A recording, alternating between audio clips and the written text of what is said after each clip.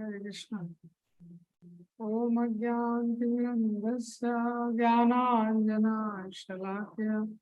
चक्षुरुन्मिलितं येन तस्मै श्रीगुरवे नमः।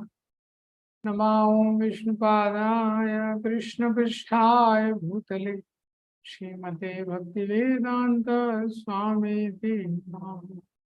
नमस्ते सरस्वते देवे गौरवाणी प्रचारिणे निर्विशेषा शून्यवादी पाश्चात्य देश तारिणे। जय श्री कृष्ण चैतन्य प्रभु नित्यानंद श्री अद्वैत गदाधर शिवासादि गौर भक्तवृंद। हरे कृष्णा कृष्णा कृष्णा हरे हरे, हरे राम राम राम हरे हरे। हरे कृष्णा। तो हम लोग पढ़ रहे थे अध्याय 2। तो अध्याय 2 इसका एक्रोनिम है गीता। तो शुरू के जो 10 श्लोक हैं वो जी फॉर गुरु, सरेंडरिंग टू गुरु, गुरु के शरणागत होना। उसके बाद जो 20 श्लोक हैं आई फॉर आइडेंटिटी, कि जीव का आइडेंटिटी क्या है, वो शरीर नहीं है, आत्मा है। और टी फॉर 2 टाइप्स ऑफ धर्म। सो 31 से लेके 53 तक, 31 से लेके 38 तक स्वधर्म जो शरीर का धर्म है, 39 से लेके 53 तक सनातन धर्म जो आत्मा का धर्म है, और 54 से 72 आत्माराम। ये दोनों धर्मों का अगर कोई व्यक्ति अच्छे से पालन करेगा तो वो आत्माराम बन जाता है।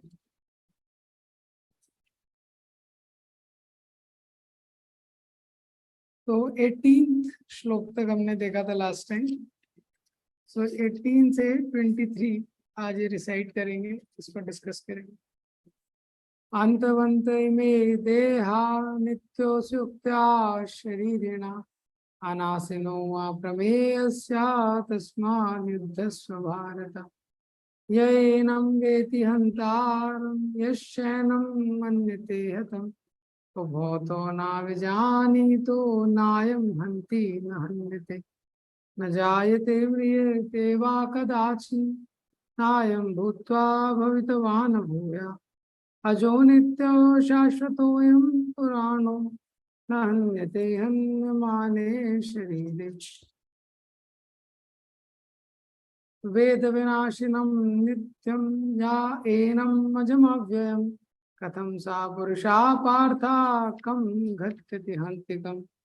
वासांसि जीर्णानि यथा विहाय नवानि गृह्णाति नरोपराणि तथा शरीराणि विहाय जीर्णा अन्यानि संयाति नवानि देहि। नैनं छिन्नन्ति शस्त्राणि नैनं दहति पावका न चैनं क्लेदयान्तपो नाशोष्यति मारुता। तो लास्ट टाइम ये 18वां श्लोक हमने डिस्कस किया था। अंतवंत इमे देहा नित्यो सोक्ता शरीर अनासिनो अप्रमोयस्य तस्मात् युद्धस् भारत। ये जो देह है वो अंतवंत, देह का, देह की किस्मत, देह का जो भाग्य है, भविष्य निश्चित कर दिया गया है। अंतवंत, इसका अंत निश्चित ही होने वाला। नित्योस्योक्ता शरीरिणा, लेकिन इस शरीर के अंदर जो शरीरी है वो नित्य रहेगा। तो शरीर, तो आत्मा को मारा नहीं जा सकता है, शरीर को बचाया नहीं जा सकता है। इसी तथ्य की पुष्टि अलग अलग तरीके से इस सेक्शन में भगवान बार बार करते हैं।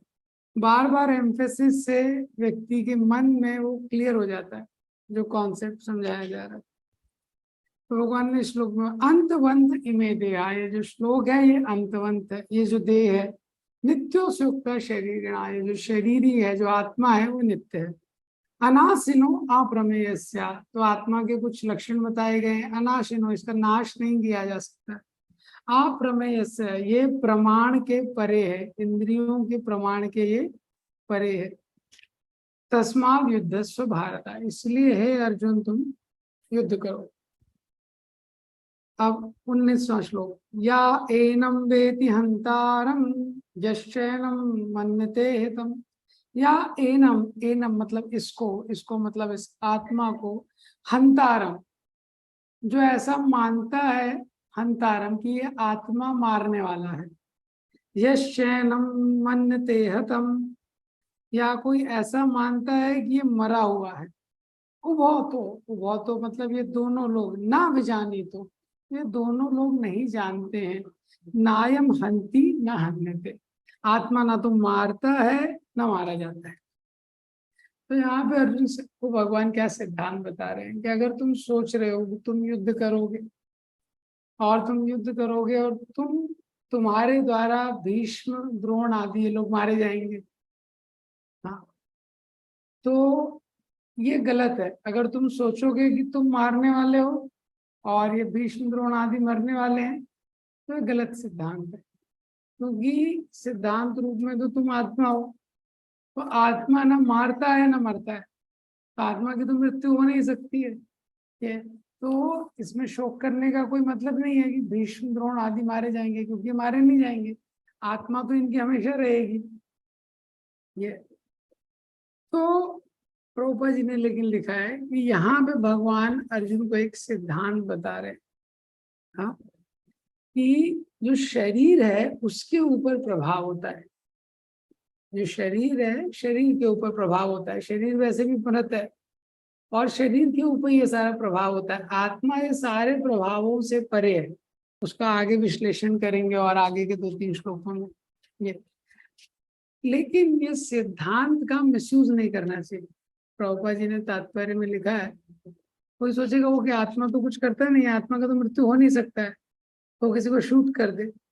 हाँ, प्रभुपाद जी ने बोला है वही शास्त्रों में लिखा है कि हमको दूसरे को किसी भी प्रकार से कष्ट नहीं पहुंचाना है।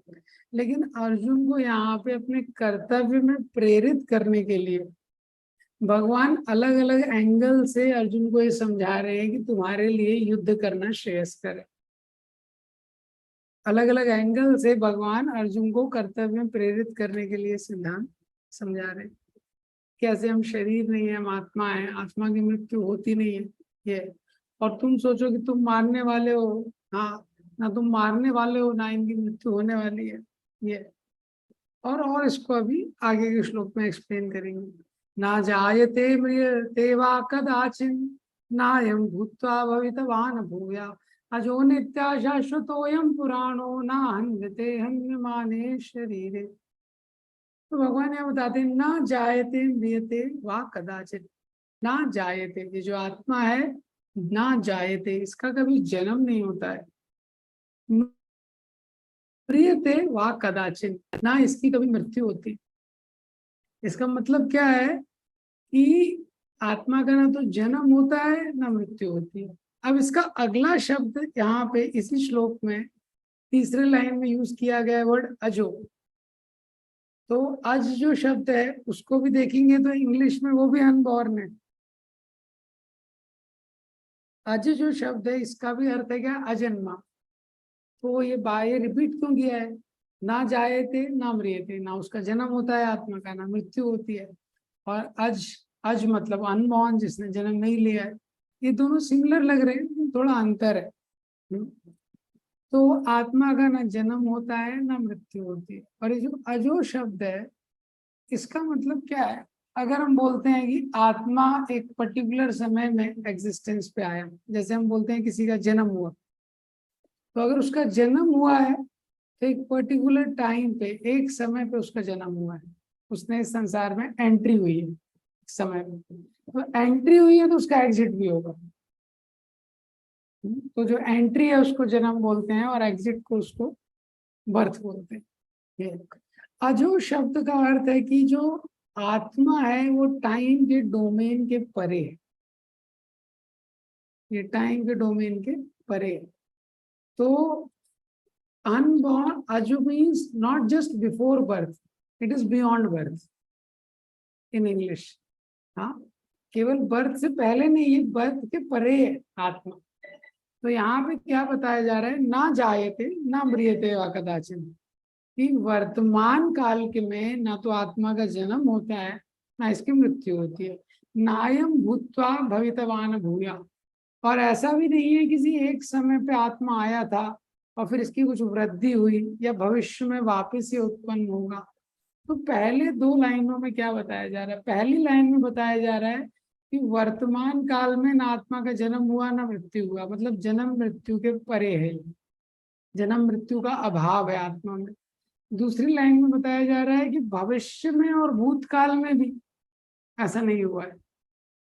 तो अजो शब्द का मतलब है कि भूत भविष्य और वर्तमान तीनों कालों में आत्मा जन्म मृत्यु के प्रभाव से परे है। इसका मतलब आत्मा जो है वो टाइम डोमेन से ट्रांसेंडेंटल है। आत्मा जो है वो टाइम डोमेन से ट्रांसेंडेंटल है। उसी को एक्सप्लेन किया है फिर नित्य। ये जो आत्मा है नित्य है। शाश्वतो अयम पुराणो, पुराणो मतलब ये सबसे पुराना है, ये सबसे पुराना है। और पुराना रहने पे भी ये नवयौवन रहता है। इसमें जो बॉडी के 6 चेंजेस होते हैं, शरीर में जो 6 परिवर्तन होते हैं, जन्म होता है, फिर व्यक्ति बड़ा होता है और बड़ा होता है, बाय प्रोडक्ट्स होते हैं, ओल्ड होता है, वृद्ध होता है, मृत्यु होती है। आत्मा ये 6 जो 6 चेंजेस हैं इससे परे। तो यहाँ पे ये लगभग लगभग सिमिलर चीजें बहुत ज्यादा रिपीट की जा रही है। इस श्लोक में भी रिपीट किया है वही सब, हरे नाम हरे नाम हरे नाम है केवलम। ये जब बोलते हैं 3 बार, तो 3 बार से व्यक्ति के माइंड में चला जाता है कि हाँ यही सिद्धांत है कि हरि का नाम हरि का नाम हरि का नाम ही सब कुछ। एव केवलम नास्ति एव नास्ति एव नास्ति एव, कर्म के द्वारा नहीं, ज्ञान के द्वारा नहीं, योग के द्वारा नहीं, केवल हरि नाम के द्वारा ही भगवान को प्राप्त किया जा सकता है। तो जो आत्मा का सिद्धांत है ये बहुत विशेष सिद्धांत है, और इस सिद्धांत के बारे में बहुत भ्रांतियां हैं अलग अलग धर्मों में। जैसे आप देखेंगे इस्लामिक जो धर्म है, इस्लामिक धर्म में क्लैरिटी नहीं है। आध्यात्मिक जगत के बारे में कुरान में ज्यादा डिस्कशन नहीं, और वो इतना फेंट डिस्कशन है ज्यादातर लोगों को पता नहीं। तो उसमें क्लियर है, आपने अल्लाह को फॉलो किया तो आप जन्नत में जाएंगे, और अल्लाह को फॉलो नहीं किया तो जहन्नुम में जाएंगे। जन्नत है हेवन, स्वर्ग, जहन्नुम है नर्क। कब तक के लिए जाएंगे? इटरनली, हमेशा के लिए जाएंगे। वहां से कोई यू टर्न है ही नहीं। तो एक बार कोई नरक में चला गया उसको कोई होप ही नहीं, ऐसा। दूसरा वहां पे क्या है, जन्नत क्या है? जन्नत में वहां पे बहुत सारी अप्सराएं हैं, उनके साथ आप इंजॉय कर सकते हैं, भोग कर सकते हैं। हेवन का भी यही डेफिनेशन। अब जो क्रिश्चियनिटी है, क्रिश्चियनिटी में आत्मा का सिद्धांत क्या है? Semi eternal. आत्मा क्या है? सेमी इटर्नल है क्रिश्चियनिटी के अकॉर्डिंग। सेमी इटर्नल का मतलब है उनका ऐसा सिद्धांत है कि जब पुरुष और स्त्री का संयोग होता है तब आत्मा की उत्पत्ति होती है। वो ऐसा मानते हैं कि पुरुष, मैन वुमेन कम टुगेदर, पुरुष स्त्री का संयोग होता है तो आत्मा की उत्पत्ति होती है। तो ये एक बार चैतन्य चंद्र का एक चर्च के जो फादर थे, पादरी, उनसे उनका चर्चा हुआ ऐसा। तो उन्होंने बोला कि आपके में ये आत्मा का जो सिद्धांत है, पुरुष और स्त्री आते हैं तो आत्मा की वहां से उत्पत्ति होती है। तो उन्होंने बोला तो आपके धर्म में इसके बारे में क्या मानते हैं? आत्मा का आगे जर्नी, आगे की यात्रा आत्मा की कैसे होती है? जैसे भगवत गीता भागवतम में दिया हुआ है, अधो गच्छन्ति तामसा मध्य तिष्ठन्ति राजसा ऊर्ध्वम गच्छन्ति सत्वता। मरने के बाद जो सत्वगुण वाले होते हैं ऊपर के लोकों में जाते हैं, रजोगुण वाले मध्य में रहते हैं, तमोगुण वाले नीचे जाते हैं। तो वो फादर बोलता है, क्रिश्चियन फादर, वो बोलता है देखो क्या है कि जो इनोसेंट सोल रहते हैं, जो अच्छे लोग रहते हैं, जो जीसस का शरण लेते हैं, वो जीसस के लोक में जाते हैं। जीसस क्राइस्ट जो है, जो फादर हैं, उनके वहां पे जाते हैं। और प्रभु जी ने बोला जो शरण नहीं लेते उनका क्या होता है? तो जो शरण नहीं लेते हैं दे विल बी कंडेम्ड, या तो दूसरे शब्दों में जो शरण नहीं लेते हैं वो नरक में जाते हैं। तो बोले कब तक नरक में जाते हैं? तो वही कॉन्सेप्ट है, वो हमेशा के लिए नरक में रहते हैं। तो जो जीसस के लोक में जाते हैं, क्रिश्चियनिटी के अकॉर्डिंग वही है जो हम बोलते हैं भगवत धाम या बैक टू गॉड हेड, उनके अकॉर्डिंग वो जीसस का लोक है।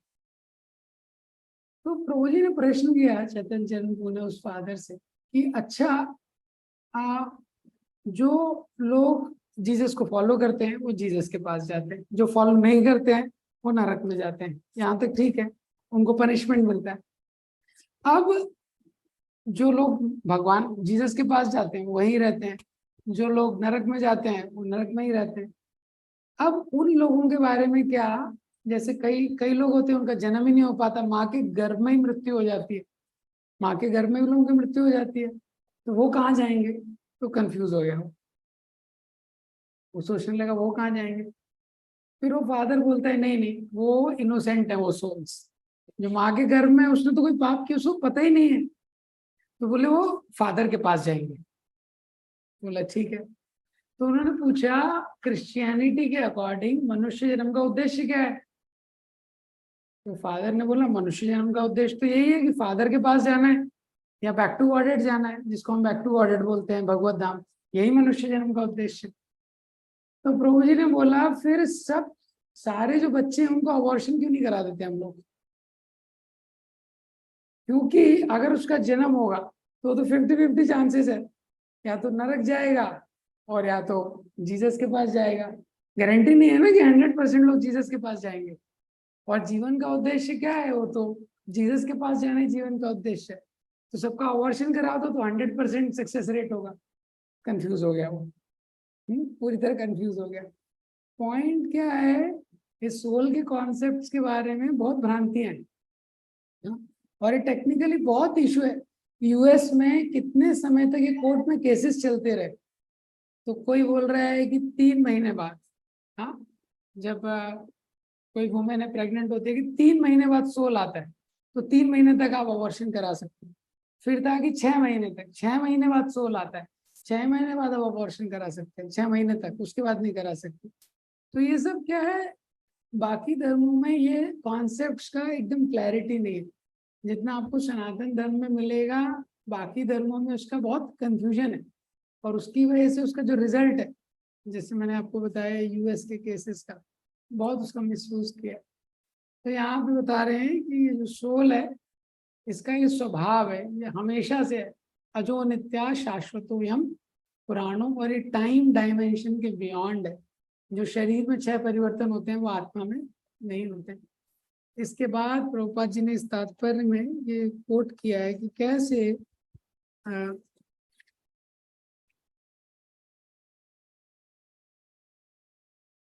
आत्मा में,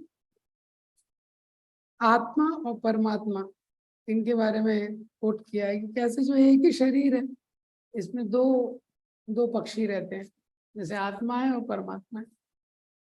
तो वो दोनों पक्षी हैं, वो एक ही शरीर में रहते हैं। एक जो पक्षी है वो फल को, फल का स्वाद ले रहा है या इस संसार में भोग करना चाहता है। जो दूसरा पक्षी है वो जस्ट वेट कर रहा है कि कब ये दूसरा पक्षी मेरी तरफ मुड़ेगा।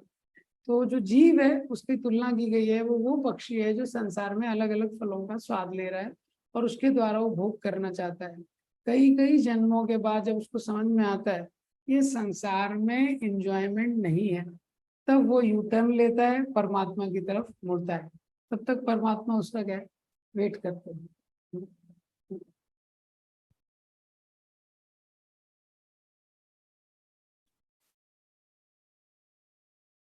तो इसके बाद यहाँ पे प्रभुपाद जी ने इस तात्पर्य में यही सारी चीजें एक्सप्लेन की हैं जो मैंने आपको बताई हैं कि आत्मा के 6 चेंजेस नहीं होते। अब 21 श्लोक जो है, वेद अविनाशिनम नित्यम याएनम अजम अव्ययम कथम सा पुरुषा पार्था कम घात्यति हंतिकम। 21 श्लोक में बेसिकली प्रभुपाद जी बता रहे हैं कि no one can kill the soul, कि सोल को, आत्मा को कोई मार नहीं सकता है। जो व्यक्ति ये जानता है, वेद मतलब जानता है, क्या जानता है? अविनाशी, नित्यम, अव्ययम, अजम। ये आत्मा का क्या स्वरूप है? ये अविनाशी है, अजन्मा है, नित्यम ये शाश्वत है, अव्ययम ये अव्यय है। कथम सा पुरुषा पार्थ, ऐसा पुरुष भला, कम घात्यति हंतिकम, वो किसको मार सकता है? तो भगवान प्रश्न कर रहे हैं कि जो व्यक्ति ये जानता है कि आत्मा का स्वभाव ही ये है कि वो अविनाशी है, वो नित्य है, वो अजन्मा है, वो व्यक्ति किसको मार सकता है? क्योंकि वो तो जानता है। तो तुम जो ऐसा सोच रहे हो कि ये भीष्म मारे जाएंगे, ये द्रोण मारे जाएंगे, ये लोग मारे जाएंगे, अरे ये तो कभी मारे ही नहीं जाएंगे, क्योंकि आत्मा को तो कभी मृत्यु होता नहीं है। ये हाँ, अब ये है कि आत्मा को शरीर परिवर्तन करना पड़ेगा। आत्मा को तो मृत्यु होता नहीं है, लेकिन आत्मा को क्या है, शरीर परिवर्तन करना पड़ेगा। तो उसके लिए बोलते हैं वासांसि जीर्णानि यथा विहाय नवानि गृह्णाति नरो पराणि तथा शरीराणि विहाय जीर्णा अन्यानि संयाति नवानि देहि। तो इस श्लोक की व्याख्या की गई है कि जो शरीर चेंज करना है वो कैसा है, जैसे व्यक्ति कपड़े चेंज करता है। वासांसि जीर्णानि, वासांसि मतलब कपड़े, ड्रेस, जीर्णानि मतलब जब कपड़े पुराने हो जाते हैं, जीर्णानि मतलब जैसे शरीर वृद्ध हो जाता है, पुराना हो जाता है, ऐसे ही जब कपड़े पुराने हो जाते हैं तो क्या होता है, यथा विहाय, विहाय मतलब टू गिव अप। जब कपड़े पुराने हो जाते हैं व्यक्ति उनको छोड़ देता है, त्याग देता है। नवानि गृह्णाति, और नए कपड़ों को ग्रहण कर लेता है। नरो पराणी, तो जो नर रहता है, मनुष्य रहता है, पुराने कपड़ों को त्याग देता है, नए कपड़ों को पहन लेता है। इसी तरह से, तथा मतलब इसी तरह से, शरीराणि विहाय जीर्णा, तो जब शरीर पुराना हो जाता है, विहाय, तो इसको आत्मा क्या है, त्याग देता है। अन्यानि सम्याति नवानि देहि, और नए शरीर को एक्सेप्ट कर लेता है। तो श्लोक तो कितना अच्छा है, सुनने में कितना अच्छा लग रहा है, लेकिन आदमी को बड़ा कष्ट होता है। हाँ, मृत्यु के समय शरीर चेंज करने में बहुत कष्ट होता है। यहाँ पे दो सिद्धांत बताए गए कि कैसे ये यात्रा शरीर की होती है। हाँ, कैसे व्यक्ति ट्रांसमाइग्रेट करता है, एक शरीर को छोड़ता है दूसरे शरीर में जाता है। तो जैसे जो परिस्थितियों के अकॉर्डिंग व्यक्ति चेंज करते रहता है। आत्मा है, 84 लाख योनियों में इसको भ्रमण करना है, 84 लाख योनियों में अलग अलग इसको शरीर मिलते हैं। तो एक महत्वपूर्ण सिद्धांत यहाँ पे और स्थापित किया गया है कि हमारी जो यात्रा है वो जन्म से शुरुआत नहीं होती है उसकी, और हमारी जो यात्रा है इस संसार में मृत्यु पे उसका एंड नहीं होता है। तो death is a comma not a full stop. जैसे इंग्लिश में कोई सेंटेंस होता है तो कॉमा लगाते हैं, तो कॉमा क्या है, वो फुल स्टॉप क्या होता है कि एंड हो गया है कुछ। कॉमा क्या है, जस्ट टर्मिनेशन है, उसके बाद कंटिन्यू होती है चीजें। इसी तरह जन्म के पहले भी व्यक्ति था, मृत्यु के बाद भी व्यक्ति रहता है। Life does not begin with birth and it does not and with death. तो जन्म से जीवन की शुरुआत नहीं होती है, मृत्यु से इसका एंड नहीं होता है। तो यहाँ पे एनालॉजी जो दी गई है उसमें ड्रेस की एनालॉजी दी गई है। तो जब हम कोई कपड़े पहनते हैं तो कपड़े भी हमारे लिए महत्वपूर्ण है, हाँ, कपड़े पहनना। लेकिन क्या है, कपड़ों से हमारा कोई शाश्वत संबंध नहीं है कपड़ों के साथ। ये तो इसी तरह ये जो शरीर हमको मिला है इसके साथ हमारा शाश्वत संबंध नहीं, लेकिन क्योंकि आत्मा इस शरीर में आसक्त हो जाता है तो शरीर के लिए ही आप देखेंगे ज्यादातर समय, तो जो हम हैं आत्मा, उसके लिए लोगों के पास बहुत कम समय है, और जो हम नहीं हैं यानी कि ये शरीर, उसके लिए लोगों के पास पूरा समय है। तो जो व्यक्ति नहीं है, जैसे कोई व्यक्ति कार और ड्राइवर का प्रभुपाद जी एनालॉजी देते थे, तो कार है, कार का बहुत ध्यान रख रहा है, दिन में 3 बार धो रहा है, हाँ, पेट्रोल भी फुल है, सब कुछ कर रहा है, लेकिन ड्राइवर को खाने के लिए नहीं है। और कार चमक रही है और वो सोच रहा है कार चमक रही है, मैं संतुष्ट क्यों नहीं हूँ। हाँ, कार इतनी अच्छी चमक रही है, इसका ग्लास चमक रहा है, पूरी बॉडी एकदम नई है, पेट्रोल फुल है कार में, मैं संतुष्ट क्यों नहीं हूँ। तो मॉडर्न समय में ऐसे व्यक्ति को इस प्रकार की भावना आती है क्योंकि वो आत्मा के लिए समय नहीं निकाल रहा है। तो मैंने बताया था, भक्ति तीर्थ महाराज जी कॉन्सेप्ट बताया था, जब हम आध्यात्मिक जीवन स्टार्ट करते हैं, we have to understand spiritual life top priority, less time but top priority in the beginning. Material life, less priority, more time. आध्यात्मिक जीवन है, उसको आपको अगर पालन करना है तो उसका एक ही तरीका है, कोई दूसरा तरीका नहीं है। और वो तरीका क्या है, आपको टॉप प्रायोरिटी पे रखना पड़ेगा कृष्णा को। जैसे ही आप एक से दूसरी प्रायोरिटी पे कृष्णा को कर देंगे, 1 और 2 के बीच में माया 1000 प्रायोरिटीज इंसर्ट कर देगी। तो जो सेकंड नंबर पे था वो 1001 नंबर पे कब चला जाएगा पता नहीं चलेगा। तो आध्यात्मिक जीवन के लिए हम थोड़ा ही समय देते हैं, 3 घंटे 4 घंटे। हाँ, कोई 16 माला भी करता है तो 16 माला करता है, 1 आध घंटे पढ़ता है, कुछ सुनता है, 4-5 घंटे तो देते हैं। बाकी 20-21 घंटे किसके लिए? मटेरियल लाइफ के लिए। तो spiritual life means top priority, less time. Time हम कम दे रहे हैं लेकिन उसको टॉप प्रायोरिटी पे आपको देना पड़ेगा। Material life means less priority, more time. तो प्रायोरिटी मटेरियल लाइफ की कम है, उसको हमेशा स्पिरिचुअल लाइफ के बाद कीजिए, लेकिन उसमें टाइम ज्यादा जाएगा शुरुआत में। दूसरा पॉइंट क्या है, जब आप स्पिरिचुअल लाइफ को टॉप प्रायोरिटी देंगे तभी मटेरियल लाइफ में भी इफेक्टिविटी आएगी।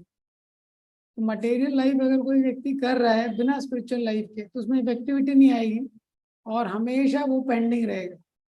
और अगर कोई सोचे कि पहले मटेरियल लाइफ, प्रायोरिटी चेंज कर देता हूँ, पहले मटेरियल लाइफ अच्छे से कर लेते हैं फिर स्पिरिचुअल लाइफ कर लेंगे, तो कभी वो टाइम नहीं आएगा। तो यहाँ पे ये बताया जा रहा है, जो ड्रेसेस से इसका एनालॉजी दिया है कि हम कपड़े पहनते हैं, तो अलग अलग जो शरीर है ये अलग अलग कपड़े की तरह है। जो अलग अलग कपड़े होते हैं, व्यक्ति अलग अलग उसका पर्पस रहता है। तो जो व्यक्ति जो क्रिया करने जा रहा है अकॉर्डिंगली वो ड्रेस पहनता है। अभी सपोज कोई योगा करने जा रहा है तो अलग तरह की ड्रेस पहनेगा, अब वो पार्टी में जा रहा है तो अलग तरह का वो वस्त्र पहनेगा, अब वो कहीं कंपनी में जा रहा है तो अलग तरह का वस्त्र पहनेगा। जो क्रिया उसको करनी है उसके अकॉर्डिंग उसको वस्त्र मिलता है। इसी तरह क्रिया के अकॉर्डिंग शरीर मिलता है। अभी किसी को 6 महीने सोना है, हाँ, तो उसको पोलर बियर का शरीर देना पड़ेगा, उसको 6 महीने सोना है। अभी उसको पानी के अंदर उसको दिन भर पानी में ही रहना है, तो उसको मछली का शरीर देना पड़ेगा, मनुष्य के शरीर में उसको दिक्कत हो जाएगी। अभी किसी को 3 टाइम नॉनवेज खाना है तो फिर उसको शेर का शरीर मिलेगा, इस तरीके से। तो इस संसार में जो व्यक्ति ने कर्म किया है, कर्म के अकॉर्डिंग उसका अगला जन्म होता है। तो पहली स्टेज होती है व्यक्ति ये शरीर छोड़ता है जो पुराना हो चुका है। दूसरा, सुपर सोल के माध्यम से और भी कई सारे फैक्टर हैं कि कैसे आत्मा को शरीर मिलता है, ये एक्सप्लेन किया गया है 3rd कैंटो में।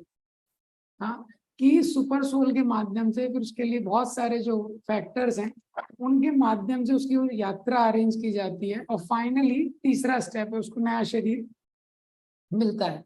कर्मणा दैव नेत्रेणा जंतु देहो उपपत्ते। कर्मणा, उसके कर्मों के अनुसार, दैव नेत्रेणा, दैव नेत्रेणा मतलब सुपरविजन ऑफ देवा, मतलब ऊपर के जो लोग हैं वो सुपरवाइज करते हैं उसकी ये जर्नी को, उसको एक नया शरीर मिलता है। तो जब साधारणतः जो आत्मा शरीर को छोड़ता है, शरीर में 9 होल्स हैं, 9 छिद्र हैं, उनके माध्यम से छोड़ता है। तो ऐसा मानना है कि जो ऊपर वाले आईज, ईयर्स, ये सारे जो 9 होल्स हैं, यहाँ से जब आत्मा ऊपर के होल से जाता है तो वो शुभ रहता है, नीचे के होल से जाता है अशुभ रहता है। 8th चैप्टर में भी 2 तरह के मार्ग बताए गए, path of light, path of darkness. लेकिन ये सब बताने के बाद भगवान अर्जुन को बोलते हैं कि नैते स्थिति पार्थ जानान योगी मोह्यति कश्चन। भगवान बोलते हैं कि जब अर्जुन को भगवान बताते हैं कि लाइट का क्या मार्ग है, प्रकाश का मार्ग, और अंधकार का क्या मार्ग है, जिसके हिसाब से जो व्यक्ति है जिसके अकॉर्डिंग उसको अगला डेस्टिनेशन मिलता है। अर्जुन को लगता है अरे ये सब बड़ा कॉम्प्लेक्स है। तो 8.27 में भगवान अर्जुन को बोलते हैं नैते श्रुति पार्थ जानान योगी मोह्यति कश्चन। भगवान बोलते हैं अर्जुन को तुम इन दोनों मार्गों से भ्रमित मत हो, तस्मात् सर्वेषु कालेषु योगी भवति अर्जुन। भगवान बोलते हैं तुम हर काल में योगी बनो, मतलब भक्ति करो। तो प्रभुपाद जी 8.27 के तात्पर्य में लिखते हैं जो path of Krishna consciousness is safe, certain and direct. जो भक्त होता है वो ये सब नहीं सोचता, अभी आत्मा ऊपर के होल से जाएगी, नीचे के होल से जाएगी, सर से जाएगी, दिन में जाएगी, रात में जाएगी, सूर्य उत्तरायण में रहेगा, दक्षिणायन में रहेगा, इतना नहीं सोचता है वो। उसको विश्वास है, वो भगवान की भक्ति करता है और भगवान के ऊपर छोड़ देता है। और भगवान बोलते हैं जो मेरे ऊपर आश्रित हो जाता है, सेफ, सर्टेन एंड डायरेक्ट, ये 3 शब्द यूज करते हैं कि भक्ति में भगवान जिम्मेदारी ले लेते हैं। सेफ, वो सेफ है हर तरीके से, सर्टेन 100% गारंटी है, और डायरेक्ट, हाँ डायरेक्ट भगवान उसको जो बेस्ट डेस्टिनेशन है उस पर अलाउ करते हैं। तो यहाँ पे ये ड्रेस की एनालॉजी से बताया गया है। तो 2 चीजें होती हैं जिसके अनुसार व्यक्ति को अगला कर्म मिलता है। जैसे अगर किसी व्यक्ति को नया ड्रेस खरीदना है, नए कपड़े खरीदने हैं, तो 2 चीजें हैं। पहला चीज है डिजायर, दूसरा चीज है उसका बजट। करेक्ट। पहला है उसका इच्छा क्या है, वो कैसा ड्रेस खरीदना चाहता है, दूसरा क्या है उसको बजट क्या है। इसी तरह संसार में हमारा एक कार्मिक बजट है, किस व्यक्ति ने कितना पुण्य किया है, कितना पाप किया है। जैसे संसार में जिसके पास कम पैसे हैं वो चाल में रहता है, और थोड़े ज्यादा पैसे हैं तो 2 BHK में रहता है, और ज्यादा पैसे हैं वो अपने बंगले में रहता है। करेक्ट। और ज्यादा पैसे हैं उसका एक फार्म हाउस भी होता है। इसी तरह से कौन सा शरीर जीवात्मा को मिलेगा उसके पुण्य कर्म पे निर्भर करता है। तो जो उसकी इच्छाएं हैं और जो उसका बजट है, ये दोनों इंपॉर्टेंट फैक्टर है। तो मरते समय जो 8th चैप्टर में बताया, यम यम वापी स्मरण भावम त्यजते अंते कलेवरम, जिस तरह की उसकी इच्छा रहती है मरते समय, अकॉर्डिंगली उसको नया शरीर मिलता है। तो अगर कोई पुरुष शरीर में स्त्री का चिंतन कर रहा है, उसको स्त्री का शरीर मिल जाता है। कोई स्त्री शरीर में पुरुष का चिंतन कर रहा है, उसको पुरुष का शरीर मिल जाएगा। हाँ, तो इस्कॉन में बहुत सारे रीइंकार्नेशन के फेमस इंसिडेंट है। भक्ति चारू महाराज की एक शिष्या थी, हाँ, पिछले जन्म में पुरुष था एक्चुअली, पुरुष था, लेकिन मरते समय उसकी जो भी है, लेकिन अगले जन्म में वो स्त्री बन गया, वो डिवोटी कि एक स्त्री में उसकी आसक्ति थी। लेकिन जब वो पुरुष था बहुत अच्छा कीर्तन करता था, बहुत फेमस कीर्तनीय था उस समय पे, ऐसा। अब वो बन गया स्त्री, तो जब वो स्त्री के शरीर में भी पहले के संस्कार थे, इस्कॉन का रियल स्टोरी है, तो वो हमेशा कीर्तन में रहता था। अब ये स्त्री के शरीर में, और कीर्तन के इंस्ट्रूमेंट बनाने में बड़ा एक्सपर्ट था वो ये। और फिर और कुछ स्टडी किया गया, अभी वो अभी वो माता जी है इस्कॉन में, माता जी है, वो भक्ति चारू महाराज की शिष्य। फिर उसका पूरा केस स्टडी किया गया, फिर उससे वो पता लगाया गया। तो ये बहुत महत्वपूर्ण है कि व्यक्ति की डिजायर क्या है मृत्यु के समय। So what one will remember at the time of death, that is also dependent upon what one is desiring throughout the life.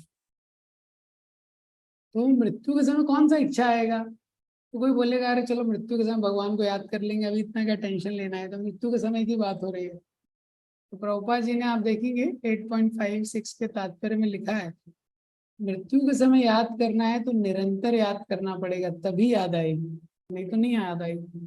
तो मृत्यु के समय व्यक्ति के सामने, आंखों के सामने से, जो माइंड का स्क्रीन है उसके सामने से कैसेट जाती है, पूरे पूरे लाइफ में जो इंसिडेंट हुए हैं बहुत तेज स्पीड से उसके सामने से जाते हैं। और जहां जितना चेतना का निवेश किया है उसने, जिस जिस चीज के बारे में जितना सोचा है, वो उतना धीरे जाता है वो पिक्चर, ऐसा है। तो लाइफ टाइम वन व्यक्ति को याद करना पड़ेगा, तभी एंड में वो भगवान को याद कर सकता है। ये तो कुल मिला के ये श्लोक में भगवान ने बताया है किस प्रक्रिया के द्वारा जो आत्मा है एक शरीर से दूसरे शरीर में जाता है। वो ऐसा है जैसे व्यक्ति ड्रेस चेंज करता है, और ड्रेस किस पे डिपेंड करता है, क्या उसका कर्मा है, क्या उसकी इच्छाएं हैं, ये। और जो भक्त है वो इन सब चीजों के लिए ज्यादा चिंता नहीं करता है, भक्ति पे ज्यादा फोकस करता है, क्योंकि उसको पता है कि अगर मैं भक्ति करते रहूंगा तो जो बेस्ट होगा भगवान वो मेरे लिए देंगे।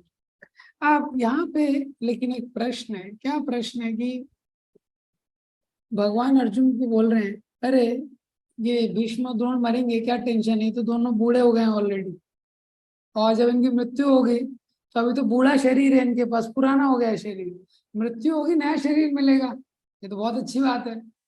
भगवान बोल रहे हैं कोई पुराना कपड़ा है उसको व्यक्ति उतारता है, नया कपड़ा पहनता है, रोता है क्या? कोई रोता नहीं है, जबकि बच्चे खुश होते हैं। लेकिन हम देखते हैं संसार में शरीर त्याग करने में बड़ा कष्ट होता है, शरीर त्याग करने में बहुत ज्यादा कष्ट होता है, शरीर त्याग करने में व्यक्ति बहुत रोता है। इसका कारण क्या है? कारण ये है कि शरीर के प्रति बहुत आसक्ति है। जैसे कपड़े पुराने हो गए उसके प्रति आसक्ति नहीं रहती, ये शरीर के प्रति बहुत आसक्ति है। तो वो आसक्ति का भाव होने के कारण, हालांकि जो आत्मा है वो सच्चिदानंद है, फिर भी मृत्यु के समय व्यक्ति को बड़ा कष्ट होता है। इसीलिए संसार में इम्पोर्टेंट सिद्धांत है कि व्यक्ति को प्रयास करना चाहिए कि जीवित रहते समय कैसे अपनी आसक्ति को भगवान के चरणों में लगाए। तो अगर वही आसक्ति उसकी अगर भगवान के भक्तों में और भगवान में हो गई तो वो मोक्ष का द्वार खोल देती है। प्रसंगम मजरम पाशम कवयो आत्मनो विदु सैव साध सुकृतो मोक्ष द्वारम अपावृतम। कि जो आसक्ति संसार में है, प्रसंगम अजरम पाशम, वो बांधने वाली आसक्ति है, वो बांधने वाली है।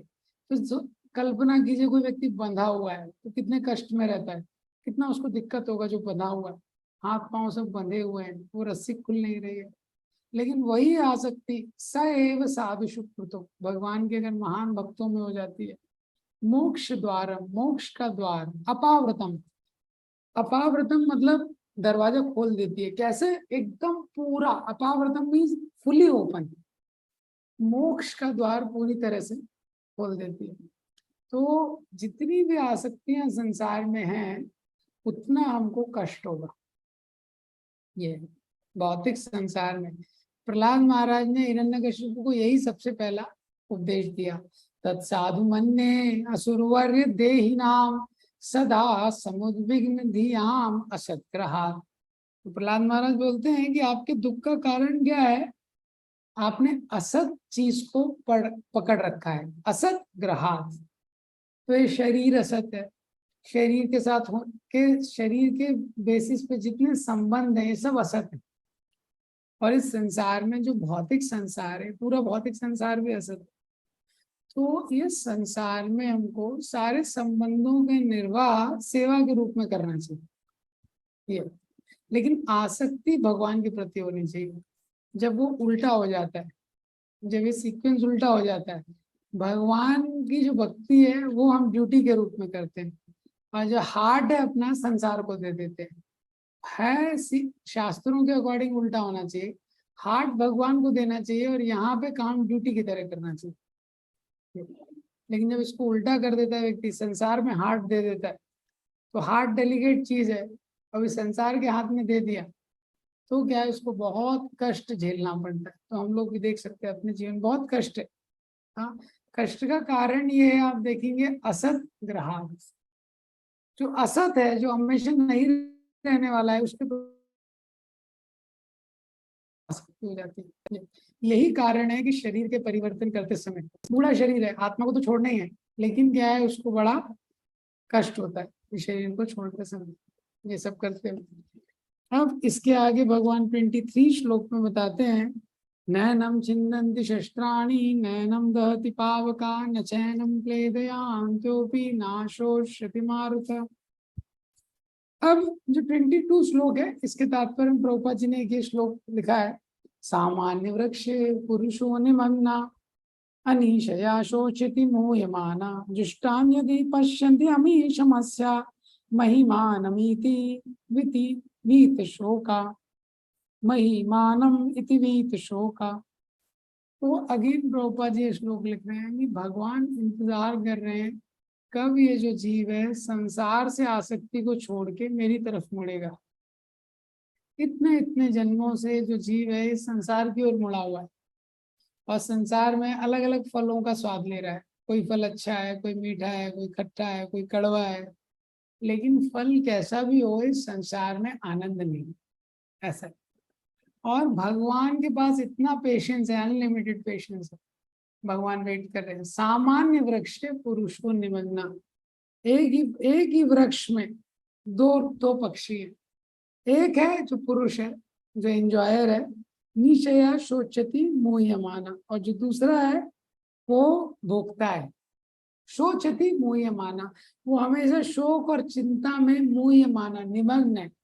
तो जीव इस संसार में भगवान को जब वो छोड़ देता है और इस संसार में भोग के लिए अलग अलग प्रयास करता है, तो शोक में निमग्न रहता है, हमेशा लमेंट करते रहते हैं। तो ये इसमें बताया गया। तो 23rd श्लोक में बताते हैं, नैनम छिन्दन्ति शस्त्राणि नैनम दहति पावका न चैनम क्लेदयांतोपि ना शोष्यति मारुता। ना एनम, ना मतलब नहीं, ना मतलब कभी नहीं, एनम मतलब इस आत्मा को, छिन्दन्ति शस्त्राणि, इस शस्त्र इसका छेदन नहीं कर सकते जो शस्त्र है। ना एनम, कभी नहीं, दहति पावका, आग कभी इसको जला नहीं सकती है, ना चैनम क्लेदयांतोपि, जो पानी है इस आत्मा को कभी भिगा नहीं सकता है, ना शोष्यति मारुता, और जो हवा है वो इसको कभी सुखा नहीं सकती है। तो बेसिक सिद्धांत इस श्लोक में क्या बताया जा रहा है, the things which affect the body doesn't affect the soul. जो चीजें शरीर को प्रभावित करती हैं वो आत्मा को प्रभावित नहीं कर सकती, जो शरीर को प्रभावित करती हैं वो आत्मा को प्रभावित नहीं कर सकती। अब ये जो श्लोक है इसके तात्पर्य में प्रभुपाद जी ने बहुत सारे वेपन्स के बारे में बताया पहले पहले पैराग्राफ में, कि कैसे अलग अलग तरह के हथियार होते थे। तो अर्जुन को बेसिकली भगवान बता रहे हैं कि जैसे आग्नेय अस्त्र होता है जिससे अग्नि निकलती है, वायव्य अस्त्र होता है जो वायु का अस्त्र होता है, वारुणेय अस्त्र होता है जो पानी का अस्त्र होता है। तो ये अस्त्रों का उपयोग किया जाता था युद्ध में। तो भगवान बोल रहे हैं तुम्हारे कोई भी अस्त्र ना आत्मा को नहीं मार सकते, कि जो भी तुम अस्त्रों का उपयोग करोगे ये उस समय के न्यूक्लियर वेपन है, ये आत्मा को नहीं मार सकते क्योंकि आत्मा का स्वभाव है। अब प्रभुपाद जी तात्पर्य में लिख रहे हैं कि कैसे अलग अलग तरह के वेपन पहले होते थे, अब टेक्नोलॉजी एडवांस हो गई है, टेक्नोलॉजी एडवांस हो गई है, न्यूक्लियर वेपन है, एटॉमिक बॉम्ब है। लेकिन पहले के समय में अस्त्र क्या है क्षत्रियों को दिए जाते थे, और क्षत्रिय जो है वो रिस्पॉन्सिबल होते थे, उनको पता था कि अस्त्रों का कहाँ उपयोग करना है। आज के डेट में अनट्रेन्ड और इररिस्पॉन्सिबल लोग हैं जिनके हाथ में ज्यादातर पावर है। ये तो वेपन्स तो एडवांस हो गए हैं लेकिन लोग एडवांस नहीं हुए हैं। टेक्नोलॉजी एडवांस हो गई है लेकिन जो लोग यूज कर रहे हैं उनकी चेतना एडवांस नहीं हुई है। दूसरा क्या है, ये जो अस्त्र होते थे वरुण अस्त्र, आग्नेय अस्त्र, तो पहले के समय में सिद्धांत क्या था, जैसे आज के डेट में किसी को अगर अपना कैरियर बनाना है तो वो IIT में जाएगा, तैयारी करे। पहले के समय में असुरों को भी पता था कि अगर फ्यूचर में कुछ शक्ति अर्जित करनी है तो तपस्या करनी पड़ेगी। तो हिरण्यकशिपु तपस्या करने गए, रावण तपस्या करने गए, ये तो उनको पता था ये तरीका है। तो पहले के समय में अस्त्र शस्त्र भी अर्जित करते थे तो देवताओं से मांग के अर्जित करते थे। There is a difference between manipulation of matter independently and manipulation of matter in cooperation with demigods. इन दो चीजों में अंतर है कि खुद व्यक्ति जड़ पदार्थ को मैनिपुलेट कर रहा है ये सारे अस्त्र शस्त्रों से, और देवताओं के द्वारा मैनिपुलेट कर रहा है, देवताओं के कॉपरेशन से। तो जब इंडिपेंडेंट हो जाता है लिविंग एंटिटी, वो किसी पर निर्भर नहीं है, तो बहुत अहंकारी हो जाता है और बहुत दुरुपयोग करता है। लेकिन जब वो देवताओं के संरक्षण में करता था तो उसमें बहुत सारी कंडीशंस रहती थी, बहुत पवित्र उसको जीवन जीना पड़ता था उनके उपयोग के लिए। अब ये जो 23rd श्लोक है यही एक्सप्लेन किया गया है एक दूसरे तरीके से 24th वर्ष में, बस शब्दों का अंतर है। अचेत्यो हम मदायो यम आक्लेत्यो शोष एवचा नित्य सर्वगता स्थानो रचलो यम सनातना। तो पहली लाइन तो सेम है, दूसरी लाइन में आत्मा के कुछ और लक्षण ऐड कर दिए गए, उसको कल देखेंगे। बहुत बहुत धन्यवाद। ग्रंथराज श्री भगवद गीता की जय। शील प्रभुपाद।